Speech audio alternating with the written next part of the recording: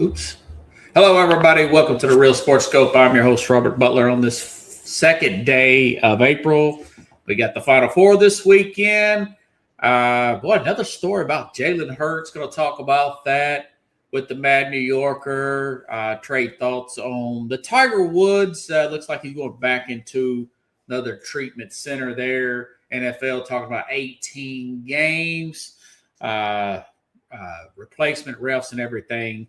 Plus, Trinidad Chambliss, folks, he has got granted the NCAA's appeal, got denied. Looks like he's going to be playing for Ole Miss. What does that say about the 2027 draft as well? So stand by. We'll take our first long break. We'll be back here momentarily and hit the ground running here on the Real Sports Scope.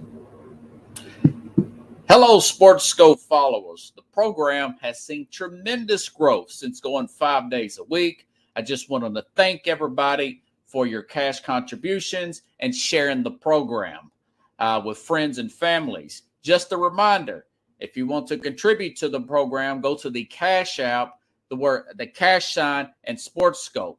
There are other ways to contribute to the program listed at the bottom of the screen. If you want to advertise on the program, go to Sports, that is Sports with an S, another S, Scope, SKOPE, at gmail.com, just like it's listed at the bottom of the screen. Thank you and enjoy the program. Alrighty then, I'm back here live with the Mad New York. Hey, Carlos, how you doing? Well, it looks like he's in a still shot there. I don't know if Carlos is there or not. They got him paused there. He's having internet problems here. But anyways, we're going to get into Tiger Woods. Not sure if I'm in the stage where I'm going to feel sorry for the guy or not. Maybe I should take Carlos's. He's got a steel frame there. And bring him back in. And see what the deal is there. I guess he'll come back here momentarily. Anyways, all right. So we'll go ahead and play. I did not get a chance to play this the other day. This is a shot from last week. Of course, now we got the Final Four this weekend. I'll give you my predictions. We've got different teams now. Now we know how they're playing here in the tournament. So check this out. This is a shot from last Sunday. Caravan, 2 seconds. Mullins tosses it up. Oh! It's good. We're point 3. UConn goes in front. You there, Carlos? I can't hear you, man. Yeah, can you hear me? Yeah, I can hear you now, but you was like in a total steel shot there for a second there. You know what happened? Thank you for having me, first of all. Happy Thursday. Yeah. Happy Thursday, happy Easter. I know it's early in the conversation, but just, in case people don't, in case we forget to say that to everybody this weekend. Yeah, everybody have a blessed one. Happy Passover around here. Everybody gets a shout out. Listen, thanks for chiming in.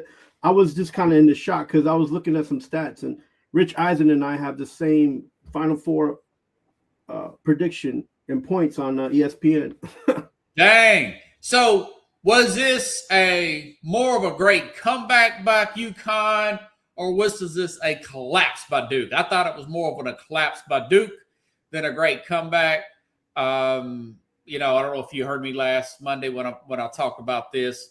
Basically, I think that Duke is just too young. It was the same thing last year. You can't have too many freshmen in big moments like this. They're going to have to simply recruit through transfer portal or whatever, some veteran players. They don't have to be the air quote best players in the transfer portal, but at least have a junior or senior that's been in the tournament, got some experience there. What's your thoughts on that particular game? Yeah, same thing. We talked about Duke and how they might, as much as they're doing well, they're still a little green compared to even like right now, the teams that they play with, like Connecticut. Look, their leading scorer is a senior for Connecticut, by the way. Right. Yeah. And I'll say this, just to be, because we like to tell how it is. if you have to wait for the last second to win a shot, you weren't playing a good game anyways. So both of these teams were at it. They missed a few shots, and Connecticut ended up getting, I think it was more luck on that end, that they were able to take that turn in those few seconds and make that and get that shot off. But both teams played very well, but both teams made some mistakes in the second and third quarter that kept this game close for both of them. Yeah. So, and that for one of them had one of them lacked what I felt was stamina, which is UConn. I felt like their legs looked like they was getting tired, and then for Duke, I just felt like there was a little bit green, and they just, made some mistakes in that early second half where they kept the game close. So I mean, it bounced out for a good game though. It bounced out for a great game. So it was a great game. Yeah, it was a game of the tournament, but it was a 15-point halftime lead. It was 19 at one point. Right. There's just hardly any excuse for a team that talented.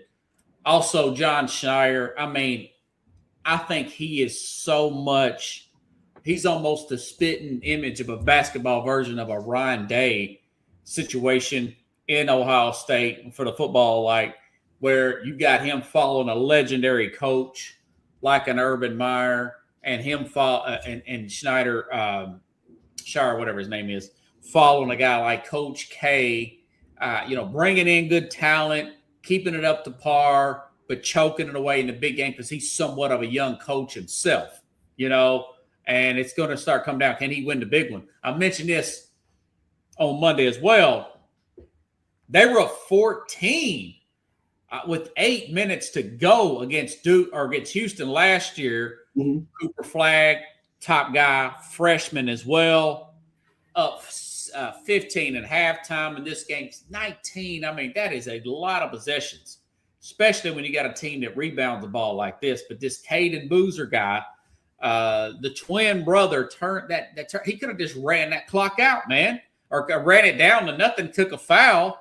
You're up one, or were they up? They were up two. Yeah, he hits two of them free throws. The game's over. Even if he hits one, then they got to take it out, and then they're throwing up a prayer then with just, I don't know, 3 seconds or something like that.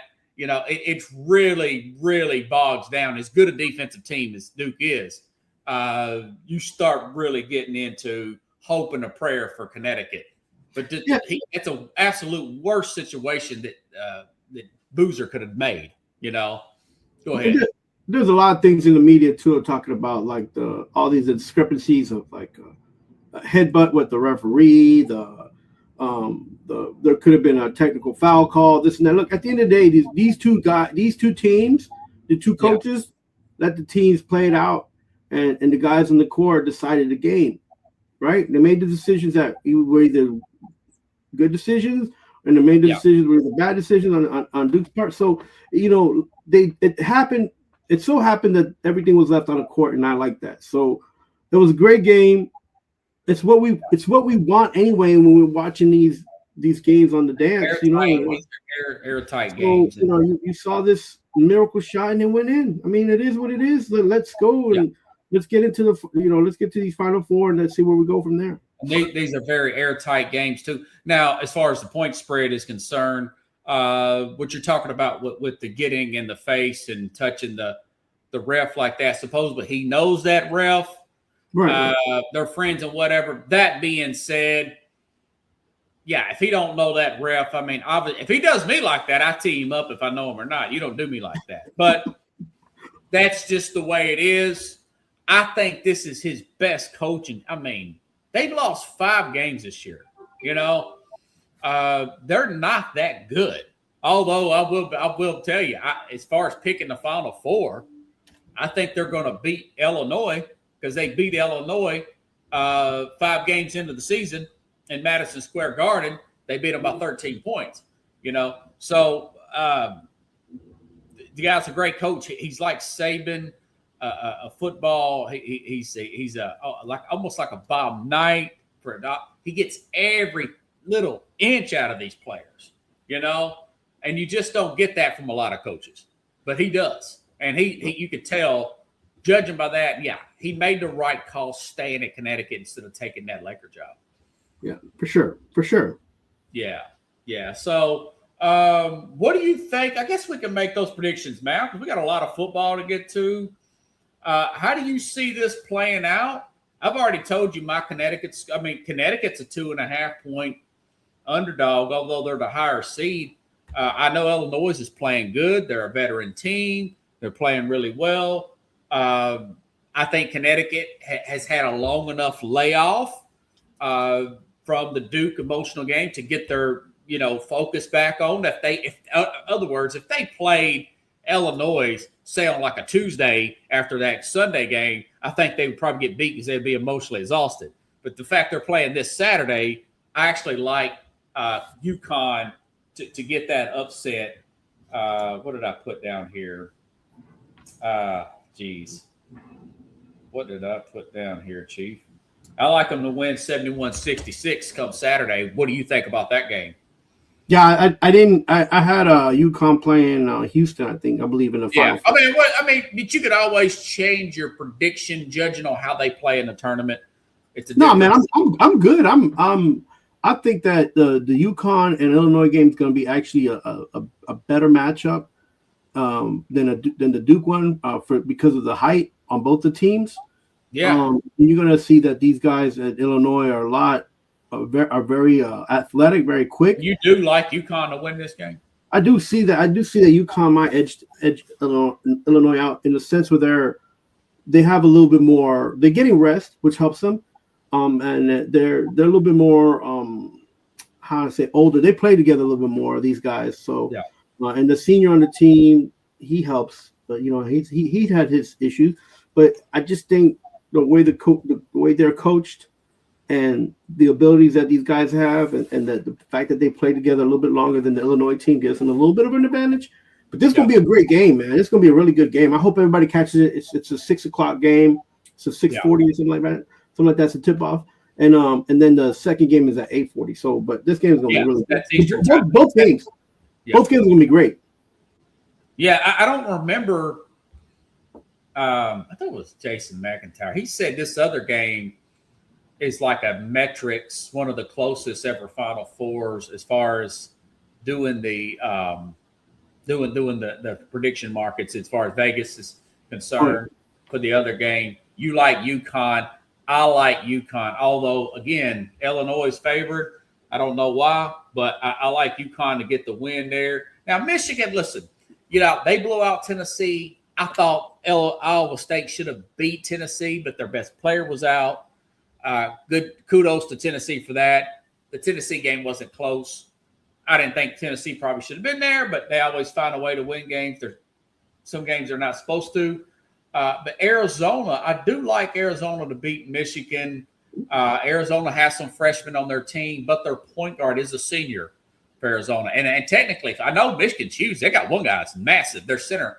But I did look this up. Arizona's a better rebounding team than Michigan. So I'm thinking 72-67 on the late game.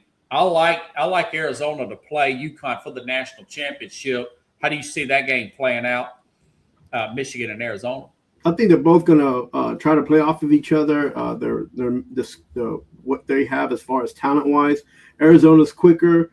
Arizona has speed on the outside. They're better shooters, but Michigan can match up with the speed, but they're inside. They're a little bit better scoring inside. The guys are bigger on the inside, and they got a little bit more strength than Arizona. So I'm hoping that Arizona can just play their game and try to get Michigan to match them up.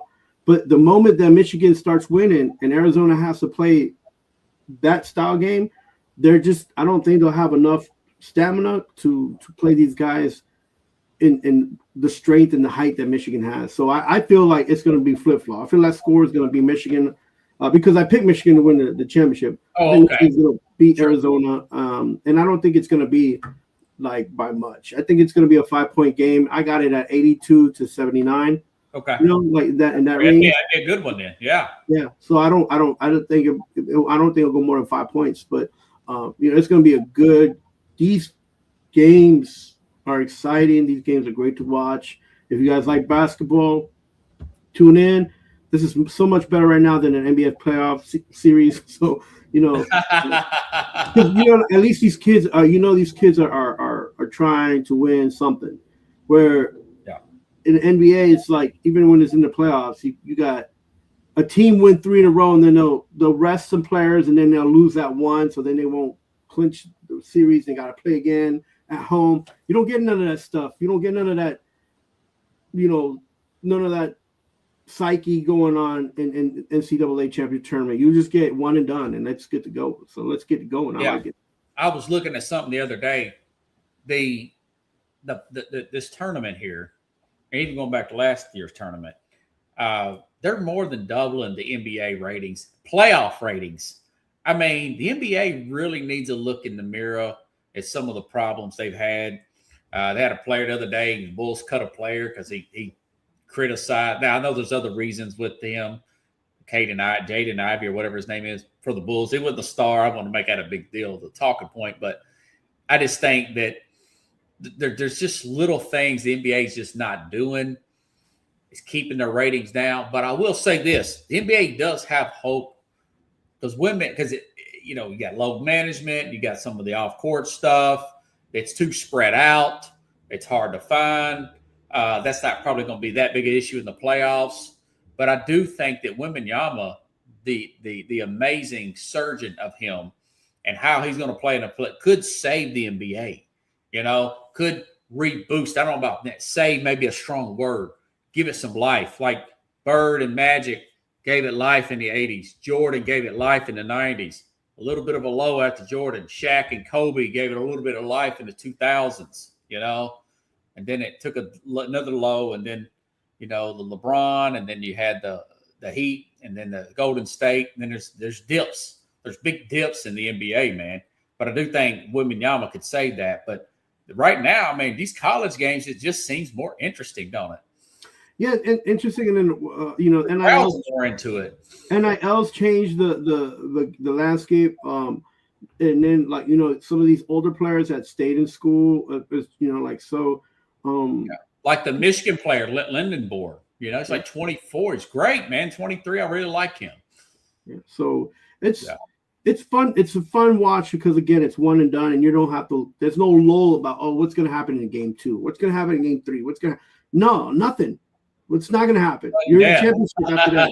It's like you go home, you finish your semester, you graduate, or you move on to summer school so you could graduate earlier, and whatever it is for these kids. There's no series agony of waiting and stuff like that. So yeah. Another story, man, that come across me. I didn't get a chance to talk about it the other day, but this is a big deal. And I know that people talk about Trinidad Chambliss. I had Keith Engel on a few weeks ago, and he said that Jack Hirsch is a big Jets fan. He would love, when the season was going on, for the Jets somehow to get Trinidad Chambliss, the quarterback out of Ole Miss. Well, he sued the NCAA, took the NCAA to court to get eligible. He got granted eligibility. NCAA appeals. NCAA loses the appeal. So he's going to be playing this year. And he was ranked to be a 3rd-round pick potentially this year. Right. I think when he's coming back to Ole Miss, this guy's got a shot to get back in the playoff again and get his stats up and get his stock up, per se. But if you look at guys like him, there's still a lot. And people say, well, they said that about this class. It turned out to be a dud. I think that this class is going to be way better quarterbacks. When you look at guys like Trinidad Chambliss, Arch Manning, Dante Moore from Oregon, okay. They've also mentioned guys like Julian Sand. I'm not high on Sand like this ESPN is saying as far as ranking for next year, but Sam Levitt is the Arizona State transfer that goes to LSU under Lane Kiffin. Who's to say that they can't be in the national championship game next year? This guy on his best year, when he had a good coordinator in 24 touchdowns, 6 interceptions.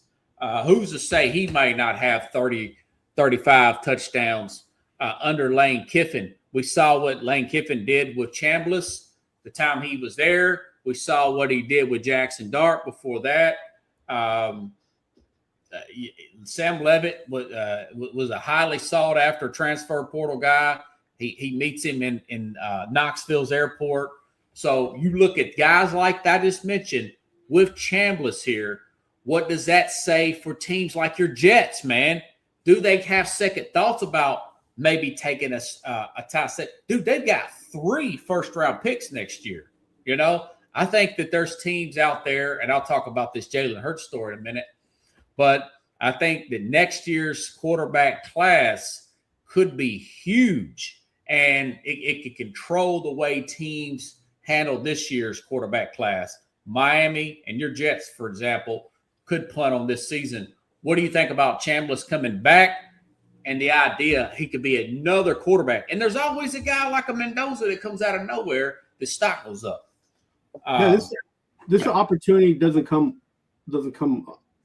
quite often for a lot of players, extending their collegiate playing years. So he needs to take advantage of it. If he's not running for a Heisman, if he's not even on the top 3 quarterback, he didn't really waste a year, but he's going to get his NIL money, which is good.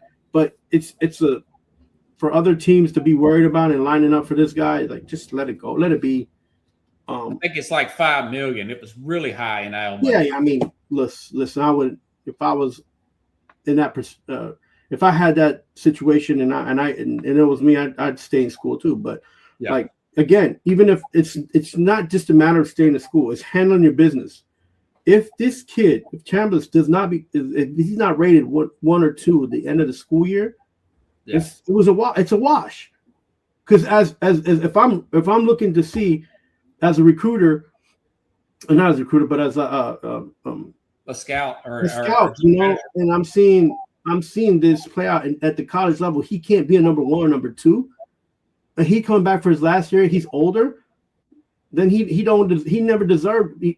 He doesn't deserve the opportunity of being in the high stakes game, man. Like, listen, he's making this role for himself. He better take it to the max. That's all I'm saying. Like, that's the way I would see it.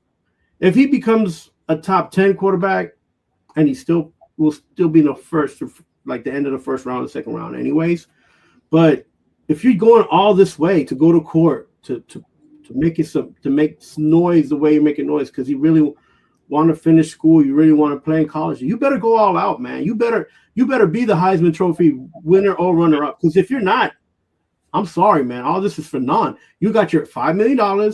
You got finish your classes for your degree and be happy, but don't be upset if you picked in the 3rd or 4th round because you've always been a 3rd or 4th round quarterback. Because you didn't do nothing. Because these players, sometimes these kids often forget that when they have these second chances and opportunities in college, it is to make sure that they have a better situation for themselves to come out of college. Not just to be in an extra party at a fraternity. He looked at being a 3rd round pick, but that was really his first year in a big time college program.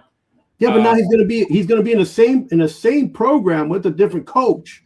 So what I'm saying is this: it's like he fought to be there, and now but now you're staying somewhere where it's not gonna get better for you. You have a different coach. You're gonna have different schemes. So I'm not sure. I'm not sure what his whole outlook and opinion was to do this and make this fight about. Except for maybe to try to keep the NIL money, whatever it is. It doesn't matter. You know, like whatever you choose, you choose. It's all about the NIL money. You know, like, but you can't, to me as a scout, you can't come at this opportunity and then just, you know, crap the bed with it because you're not, you missed it. You had the opportunity to be a 1 or number 2 quarterback. That's all I'm saying. What are your thoughts about next year really being the quarterback class? About those players I mentioned. I think those kids they have this coming year to do well, to like I said, to not just be a Heisman winner or runner up or be on the Heisman, show. Or in the quarterback. Go out there and get yours. It's not just about stats. Go out there and try to get your team, make sure that your team gets into the playoff position. If you're in a bowl game, make sure your team wins a bowl game. Like, those are the things that the scouts look for. Carry the team on your back if you have to, because that's the number one reason why you pick these kids, right? You're saying, okay, I'm betting the future that this guy's going to, win me 4 or 5 games in the NFL by himself. I feel like scouts kind of always miss the. You look at the quarterback. Can he win you 4 or 5 games by himself? Yeah. That's what I look for. Like, college is exciting. College is fun. It's fun to watch those games. If these guys can't get your school to a bowl game, what are we talking about here, man? Yeah. Like, you know what I'm saying? Like, because you want it to repeat, right? You want to take the kid from college who did well or super to become even a better quarterback in the NFL. And what happens is when you pick those top-rated quarterbacks, that's it.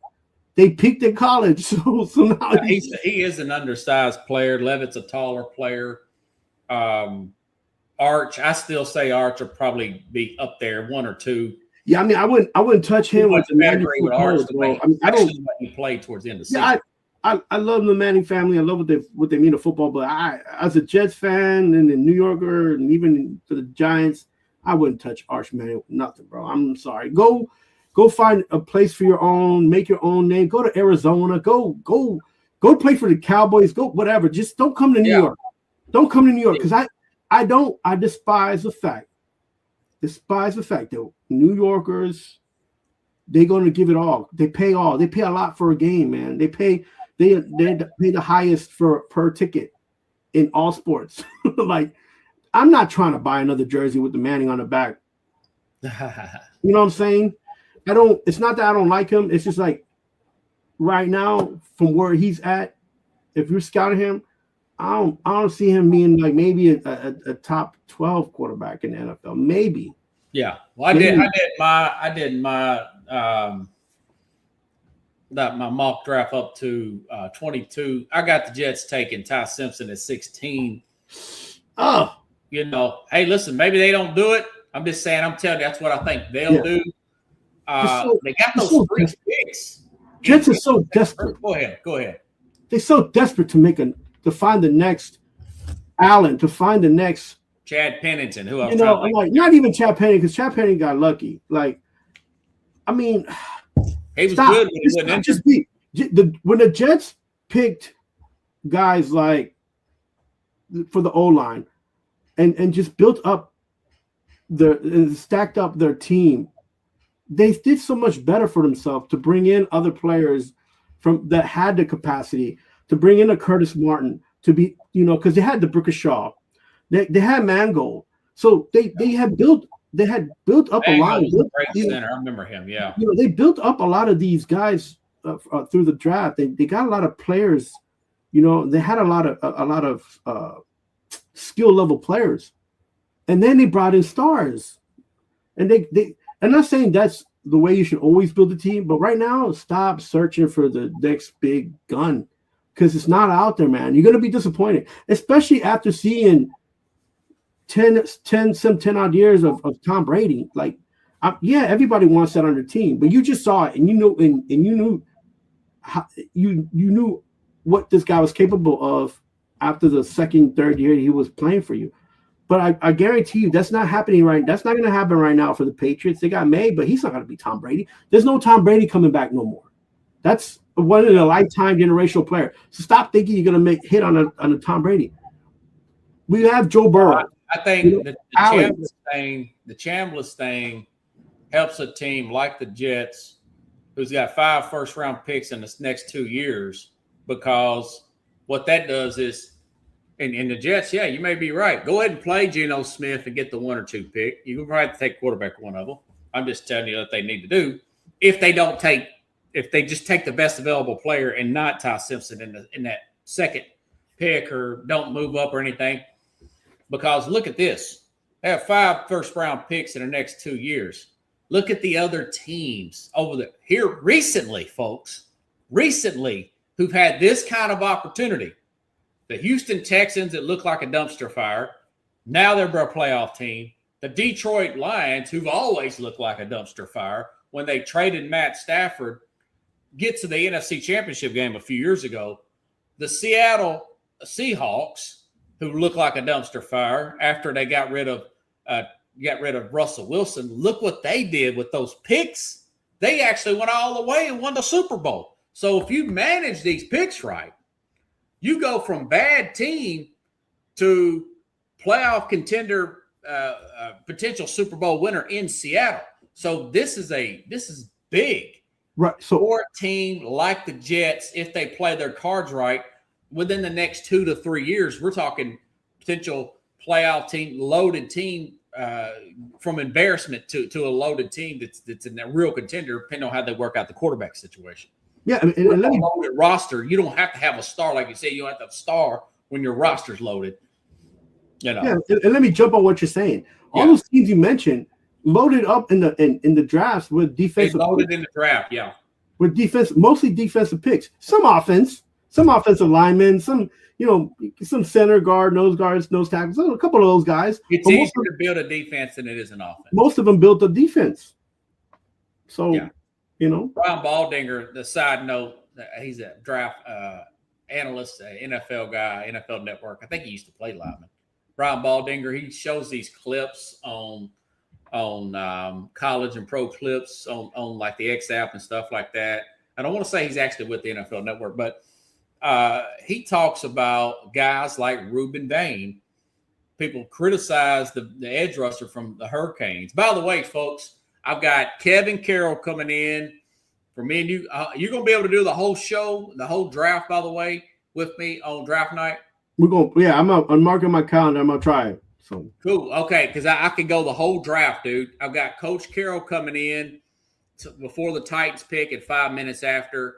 And I got Jason Patterson coming in 5 minutes before Kansas City picks, I think 9 this year, and 5 minutes after. And I'll get his prediction for their other pick too. But I'm not going to hold Jason. But I'm trying to get some other guys to come in and get them to, comment, myself and Matt New Yorker, ask them questions. So we got a big show planned up. Coming up, is it 2 weeks from the night? 3 weeks from the night? Yeah, 3 weeks from the night, April 23rd. So keep all that in mind. You know what I'm saying? But Ruben Bain can play the run. He was talking about this guy. He threw off a left tackle from a massive left tackle from Texas A&M in the bowl game. So why do you worry about his short arms? That's overstated, man. That stuff is way overstated. That Baldinger tape right there should probably go viral today that he put out, that clip where he got that sack. He pushed this big giant 6'7" guy out of the way, moved around him, and he can play the run too. Like you said, that's why I want a team like Tennessee. If David Bailey's not there at 4, they need to take Bain. Okay? I love Jeremiah Love. I love to see him get love also, but I'd much rather have that defense. It's easier to build a defense. Linebackers are the least bust rate in the first round. I don't know if you knew that. That's 20-year study, man. Wow. The least bust rate position in the first round is linebacker. So that's a defensive position, man. Easier to build, less pressure on your offense and quarterback. It takes a while to build quarterbacks up. Got to have good coaching. Got to have the right offensive line. You don't want an overly needy wide receiver. So that's my point. You made a good point there. Also wanted to add this on here. Another report about Jalen Hurts come out. Pretty much the same thing we heard about 4 or 5 months ago, that he's not wanting to get under center. He's checking out of too many plays. It's not all A.J. Brown's fault. This is from ESPN now. Jeremy Fowler, just is not a local reporter here from Philadelphia. I think if you look at the fact that this team moved off Doug Peterson, they moved off Carson Wentz, they moved off of who was that other guy? Nick Foles that won the Super Bowl. They're not emotionally attached. They have an out, folks, in 27. Do you see if they don't make the playoffs this year with this new offensive coordinator? This would be 2 in 3 years. Do you see them moving off Jalen Hurts and them getting in one of these quarterback sweepstakes? my question for you. I think they will. I think they will. That's my point. I think they could get one of these quarterbacks. That could go ahead. I like Jalen Hurts. I think he's a good quarterback. I think he's a top 10 quarterback. I don't know what the Eagles want to do. I don't know what they want. Like, again, I think their issue's been, and we talked about it, being able to be what is their scheme and being consistent. So and it's easier for them to move off of Hurts because if they don't want to pay him and they still have that Barkley contract that they have to pay out, and so it becomes a financial situation. And so they definitely probably would move off of him, and even they might even trade him in the next draft. That's what I'm saying too. He's still pretty young. Yeah, you can put him in the sweepstakes and be the if they put him in the draft, man. I'm sorry, but I'm taking him. I'll make the trade and I'll take him. Yeah, because you need a certain kind of coach to coach him up. I like the guy too. I do think he's about 5'11". He claims to be 6 foot. He's not Kyler Murray short. But I think he can't see over the line. It's again with these shorter quarterbacks. That's why he's opting out a lot of these plays. By the way, they say he don't want to get under center a lot. And I'm like, that kills me, man. I hate playing out of the shotgun. Giving the ball to running back out of the shotgun, he has no momentum to run. I've never liked that in college. I don't like it in pro. I know they make it work anyways in some cases. But the fact that you can get another quarterback, by the way, Jalen Carter is due potentially $40 million. He's so good, pending off-field issues that we don't know about. I'm trying to make that work if I'm Philadelphia, right? He's a beast on the inside. Don't you try to get him for a few more years on a second contract? If they can move him, they will feel better about it. They'll probably move him in the same thing. Try to find someone in the draft. Well, I would want to keep Carter and move potentially Hurts. But their problem is, why pay somebody who has off-field issues? Well, if he's got off-field.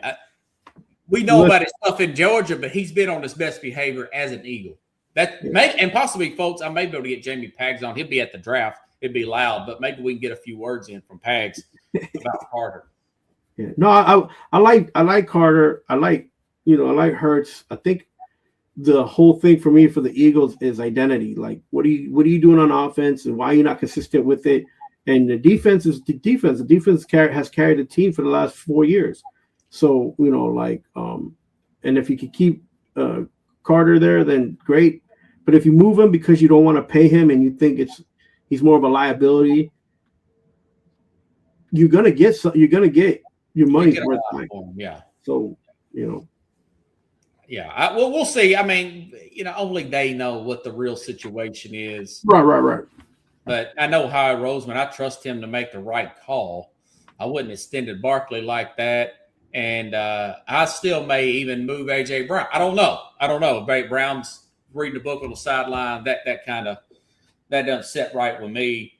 But I just think all that does tie into a guy like Chambliss and next year's quarterback class. If you're 3-4 deep in there, that pushes down all that talent where teams that you wouldn't think will need a quarterback might make a move at quarterback. And, of course, like you said, there'll probably be, with the right coach in the right situation, a market for Jalen Hurts.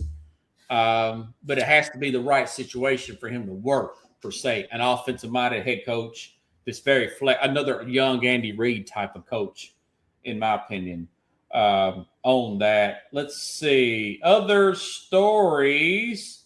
NFL talking about going to an 18-game season. I'm okay with that. Maybe you want to add maybe 5-10 players to the roster. And these Thursday games, you want to give 2 buys. I would prefer, and I've said this all the whole time, either the Thursday game be at the beginning of the season or after a bye week so the defenses are more rested. You got more crisp, quality football product.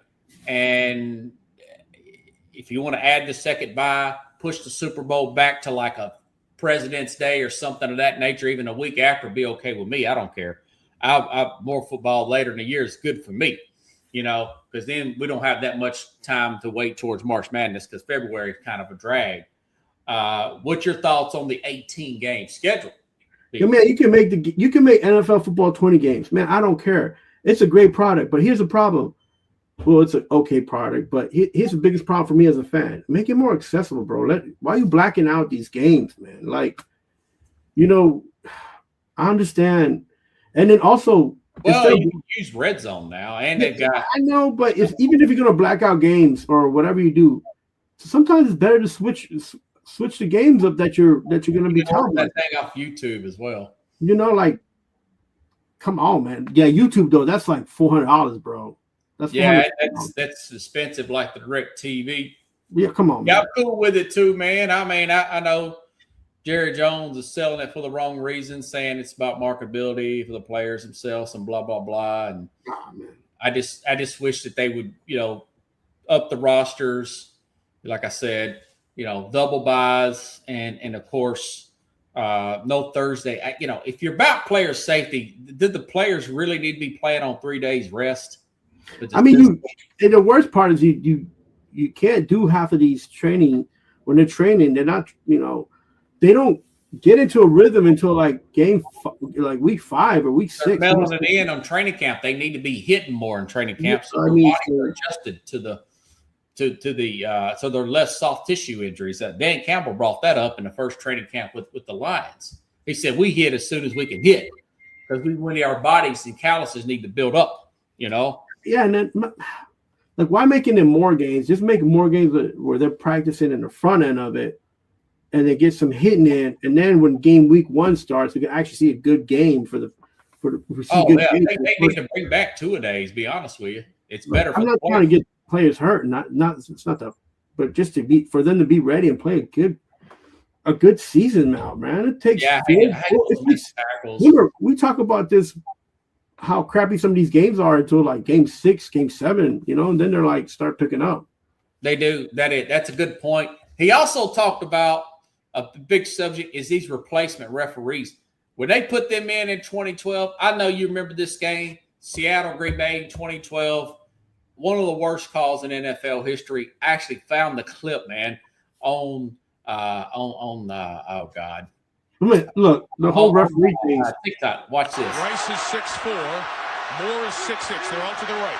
Tate's the lone receiver to the left. The Packers playing at the goal line.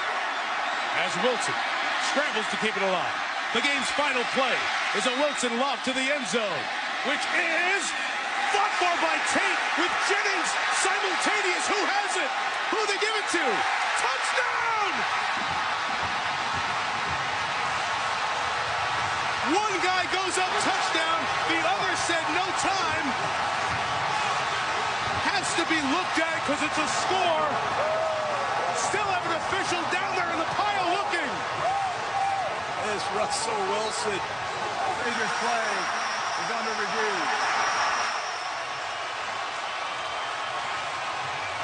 You can't go to replay to determine who caught the ball. So that call has to be made on the field.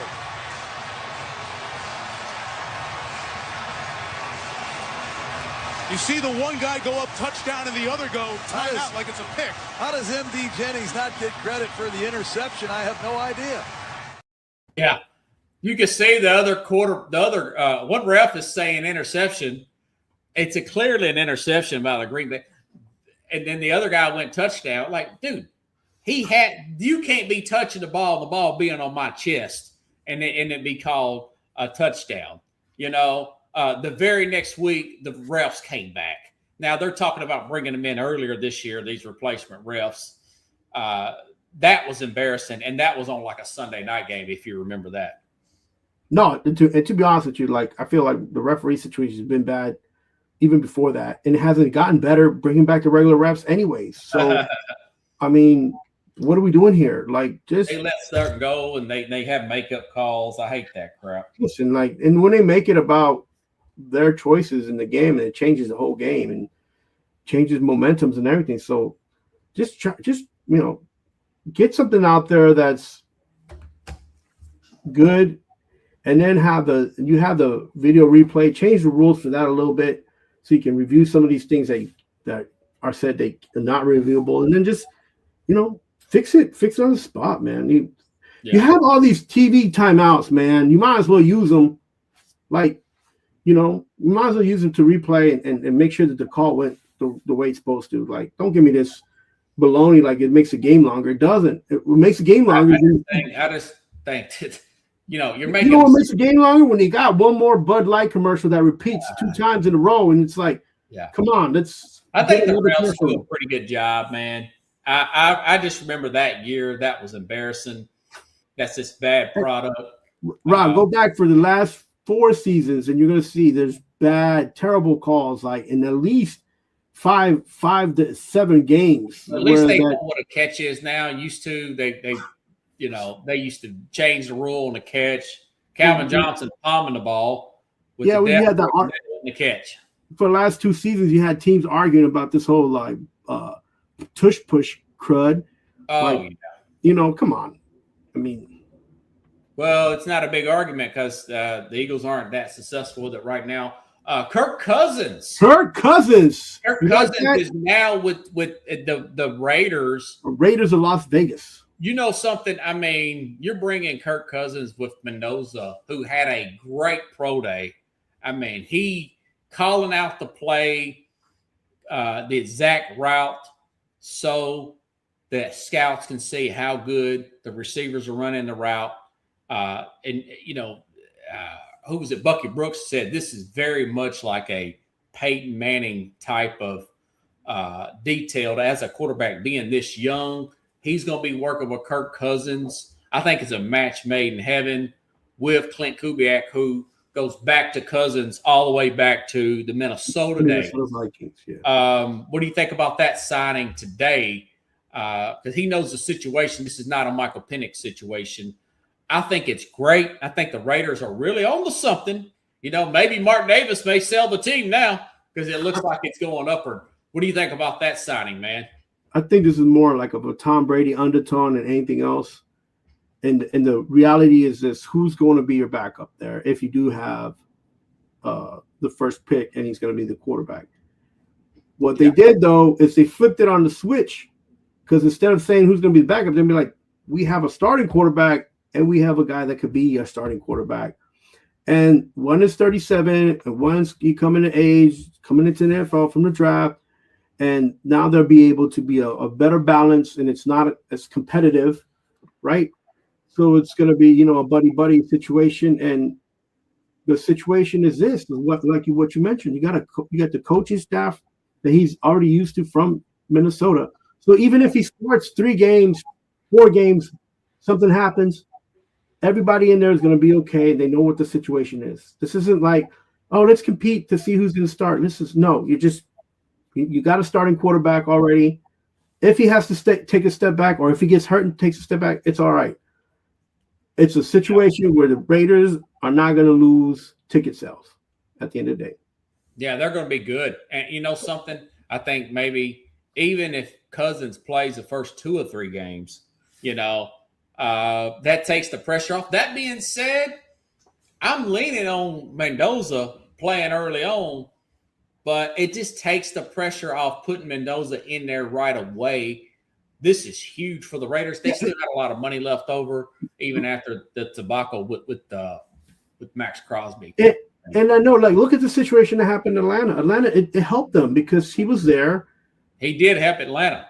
A little too late, but he did help Atlanta. Yeah, and when the quarterbacks was, it wasn't a situation. They made it more of a dramatic situation, in a sense where, they should have benched him after he made after one bad game. But then, he helped those quarterbacks out there, and there was it's Kirk Cousins, man. If you need somebody to save your franchise, you could throw him in, or you could, start him for a few games, and it's going to be okay. But you don't have this whole, all we have is this number 1 pick, and you're forcing them to be a starter. Being the man. Yeah. And so it's a good situation for the Raiders. Mr. Cousins. Yeah, and if Tom Brady wasn't there, I don't think this would have been something that they would have done, to be honest with you. Right. Okay, switching gears here. Tiger Woods has had 3 crashes, another DUI since 2009, counting his incident going back to 2009. Remember when his wife was chasing with the golf club? He had messed up his car. Yeah. He makes the comment. He had this rollover crash last week, of course. Got arrested for the DUI. He says now that he didn't want. It's been reported that he didn't want a driver because he didn't want his privacy out there. In other words, he didn't want anybody to know what he's doing. Think to yourself back when we watched this guy in 1997, 21 years old, winning the Masters. He would, to me, folks, would come out as the last guy that would be reckless like that. Because he got to be so locked in to hit a golf ball. Have you ever tried hitting a golf ball, dude, at like these putting or these driving courses where I'm knocking up part of the ground? It takes a tremendous amount of concentration. Only thing I can think of, he's just overconfident in himself to beat these painkillers and to drive and get behind a vehicle and drive a vehicle. He's overconfident. It's more than a petty. It's more like, hey, man, you need to look in the mirror and step up and say, I'm not above this. Hopefully he's going to treatment to actually go to treatment and not to get favorability from the judge there in Florida. What's your thoughts about another incident with Tiger Woods flipping a car over again, man? Yeah, look, this situation is wild. I pray for the man because this is a situation where the wealth that he has gotten to affected the decision that he's making for his own livelihood. And in the sense where the man has been over 20 operations, he's got more than 10 medications that he takes. So, it's not that he can't afford a driver, and what you talk about privacy, yeah, maybe that's all good. But at the end of the day, it should be that he should have his license taken away the first time. Yeah.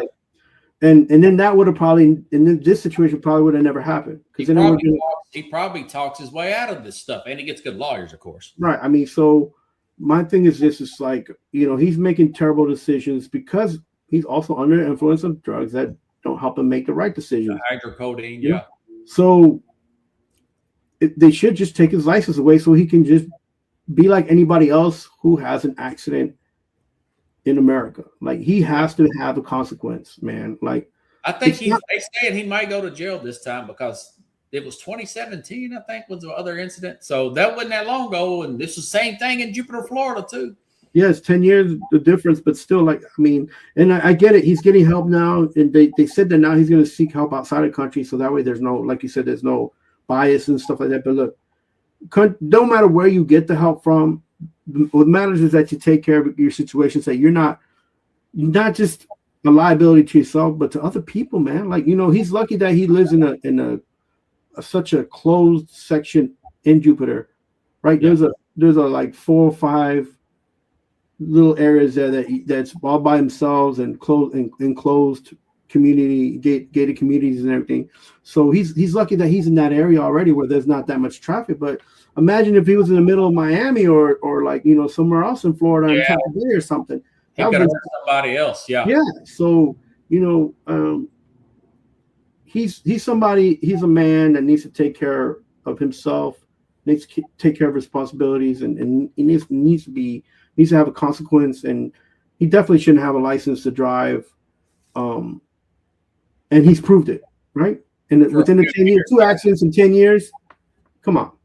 Yeah, guys. well, TMZ said there was criticisms in California where he got that bad wreck that they didn't test him out then. He didn't do a field sobriety then.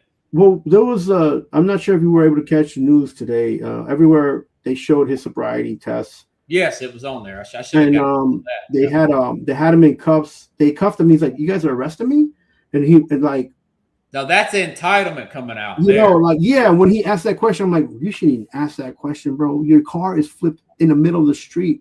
Yeah. When the guy came and said, I called 911. There's an accident. I was the first one here. I'm telling you what's happened. They're like, and the guy goes, well, who's in the car? Oh, he got out already. Like, who is it? It's Tiger Woods. And the cop goes, oh shit. It's like, excuse my French. I don't cuss, but I got you. Yeah. And I was like, yo, everything about that situation just went Because if that's me and you, we know we're going to get the book thrown at us. You know, my man, they would stop me before I even got in the car wreck. They'd be like, "Excuse me, sir." I'm like, "What? Why are you stopping me?" Yeah, we saw that you don't have you didn't do a turn signal or something. They're not going to say it's because of the color of my skin, but like so again, he has all the opportunity in the world to take care of himself. He has all the opportunity to have a driver, whether he likes it or not. He should have one because he shouldn't have a license. Period. That's he's probably going to lose it for a minute. If not, I want to say one guy, if I'm not mistaken, that the receiver used to play for Tennessee. Is it Stallworth? Dante Stallworth? Yeah. I think they stripped his license when he ran that guy over and killed him. Former player for the Patriots, Dante Stallworth. Yeah, University of Tennessee football player, Yeah, lost his license in Florida for running a guy over. Now, that was he killed a person. That's a wholly different level of situation. Also, people got to think about the fact that he's got a lot to live for. His son's playing. His son is very good. I'm sure he wants his son to see him turn out to be him as a golfer, not as the stuff he's doing with off the course. Yep. Doesn't he come off as a guy that the last guy you would think that would be in situations like this? It just doesn't seem like the kind of guy that with his kind of focus on the course would have this many bad decision makings off the course. Yeah, but listen, if you watch the video of the sobriety test, they didn't even show that he was even like he wasn't inebriated in alcohol, like with alcohol. So it's not alcohol, it's the pills that he's taking and how he's taking and how they're messing him up. So if he's being messed up as a driver, imagine the decisions he's making while he's impaired that have to do with stuff that has nothing to do with driving. So he's already making bad decisions. So if a judge can't go out there and be like, look, the decision is you can't have a license, then the judge should be kicked out of his chair, man. Because this guy is allowing another man who's being like under the influence of drugs that he takes for his own body to put himself in danger, not just himself, but other people. Because of this man being wealthy. Prescription, that can be worse in certain amounts of alcohol. Now, you get real drunk, you know what I'm saying? I respect Tiger Woods. Worse, what he's done. I respect the fact that he's a great athlete, but you're not making good decisions because of the drugs that you're taking. Yeah, and it's causing you to put yourself in danger. You got to take care of yourself, and then also you have to make sure that you don't put other people in danger, man. Like that has. He's coming off as a pretty selfish guy here. I have to admit it's not. He's kind of a jerk anyways. Again, listen. If he's taking medication and he's not aware about the decisions he's making, it might make him look selfish. It might make him look like he don't care. But he may have it. It sounds like he's got a problem. He's probably taking more. I think I want to say Brett Favre said he had a painkiller problem at one point. But he's got to realize that he's got a problem to get over the problem. I'm glad he's getting over the problem. Realize you got the problem. If this don't wake him up, I don't think anything is. Like I feel like him getting help is good, but any judge who gets this case on the table should be like, this guy will not be able to drive. Yeah.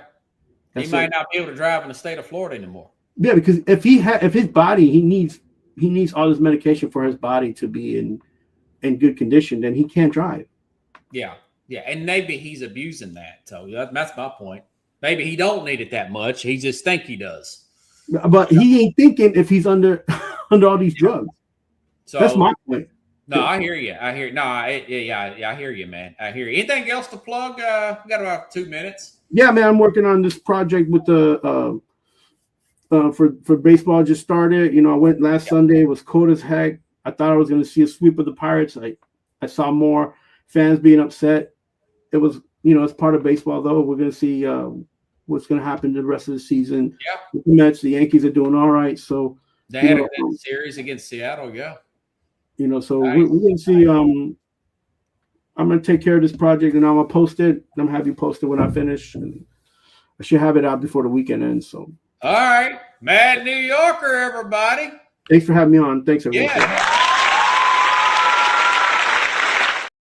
Happy Easter. Man. You got it, buddy. Enjoy the weekend. Thanks, man. All right, everybody. I'll be back here. I'll be back here probably Sunday night or Monday, and talk about whatever happened in this weekend in the Final Four. So have a good weekend, everybody. I'll see you then here on the Real Sports Go. By the way, if you like the show, please share the show. And if you haven't subscribed, please subscribe to that YouTube channel, folks. Thank you. Good night.